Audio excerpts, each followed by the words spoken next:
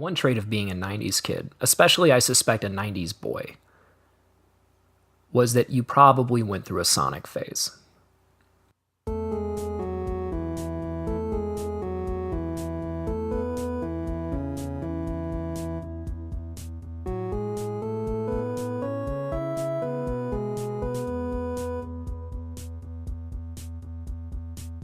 At his peak, Sonic represented Mario's greatest foe.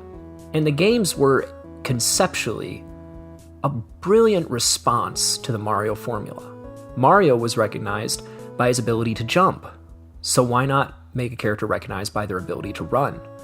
Mario makes the screen bounce vertically, whereas Sonic makes the screen scroll horizontally. And while I appreciate some of the logic behind this, it's undermined by two things. First, Mario actually does move horizontally. Mario runs, and Mario games have rewarded running for quite some time. In Mario 3, running is oftentimes the best way to complete a level. But also, running is not the same type of game mechanic that jumping is. Jumping takes planning. It's a decision, which means it's inherently fair. Anything that involves a choice is basically fair. Whereas running requires reaction. And that's less fair. On top of that, there's really nothing to do when you run. In other words, Sonic games punish you for running.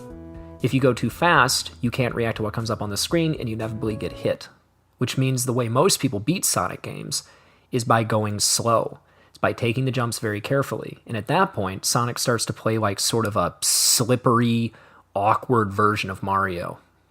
And the maps, which look beautiful when they're scrolling at a fast pace, become drab and lifeless. But still, Sonic was ever present throughout my youth.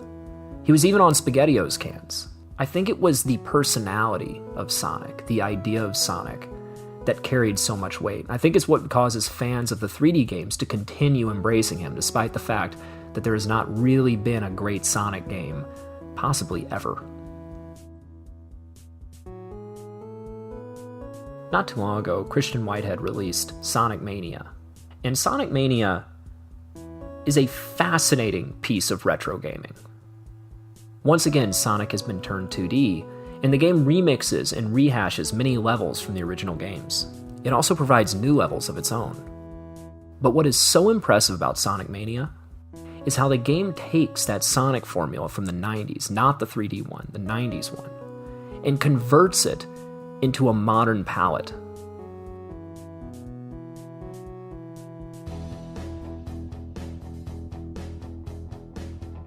Most of this comes through little tweaks like adjusting Sonic so that he's always a little bit to the left of center in the screen.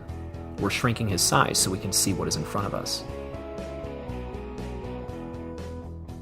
We're adding new mechanics and looks to the game, like the brilliant television studio level, which feels somehow straight out of the 90s and straight out of last year. On top of that, they repair many broken traits of the old Sonic games. One example is the boss fights, which in the original Sonics are pretty lame, but in SONIC MANIA, they're wonderful. The Weatherman boss fight in particular was a standout for me. A lot of times with SONIC MANIA, we ask, is it a good Sonic game? But I would actually say it's better. It is superior to the original Sonics in just about every way. It's funner, it's clearer, it teaches the player better, it has more level variety, and it brings more unique ideas to the table.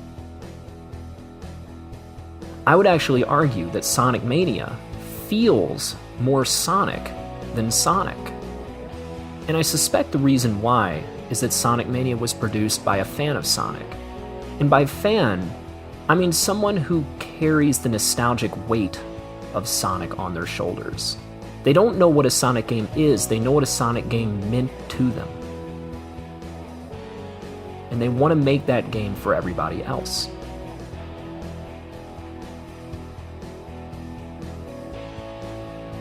It's incredible how many ideas appear in SONIC MANIA that fit seamlessly into the formula of vintage Sonic games. A great example being the 3D runner stages, where you run around in circles trying to collect as many rings as possible.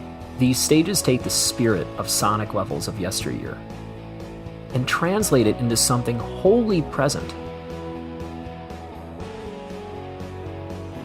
And that word keeps recurring throughout my time thinking of Sonic Mania.